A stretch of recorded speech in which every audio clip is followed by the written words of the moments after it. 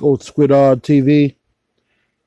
So last night after the Jazz victory over the Pelicans, Donovan Mitchell gets interviewed by Shaq, and Shaq doubts Donovan Mitchell's game, questioning his lack of rebounds and assists, and saying basically he's never going to win a championship that way.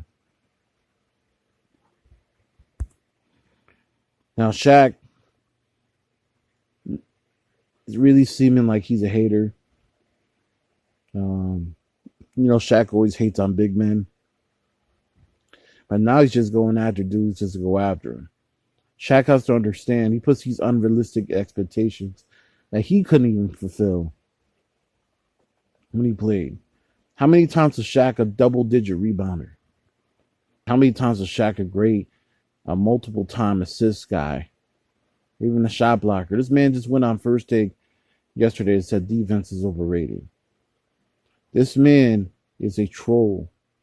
He's bitter and angry because the game has passed him by. Donovan Mitchell's going to be fine. Donovan Mitchell's a shooting guard. He's a 2.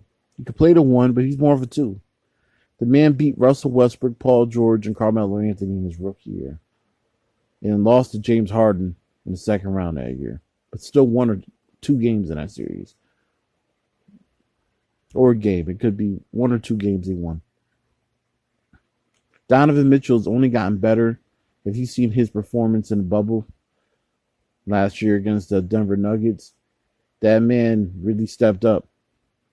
This idea that he's not playing up to par or just never going to win the title. Not going to win. They're never going to win the title, but it's not going to be because of Donovan Mitchell.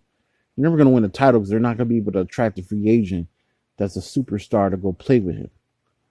Or they're never going to draft a guy that's going to be a star because they're going to be too busy winning. They're not going to be able to tank. Be able to get a guy that's going to be a legit star to play with Donovan Mitchell. It's that simple. It's not because of Donovan Mitchell.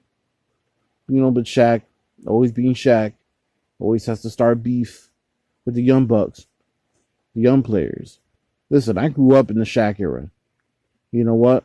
I always felt Shaq was one of the most dominant but overrated players to ever play. Dude couldn't hit a free throw. All these moves he said he had, I've rarely seen him. He would dunk on people, use these moves. I never seen Shaq hit a 15-footer consistently, like a lot of his predecessors, like Ewing and David Robinson, and these guys he supposedly dominated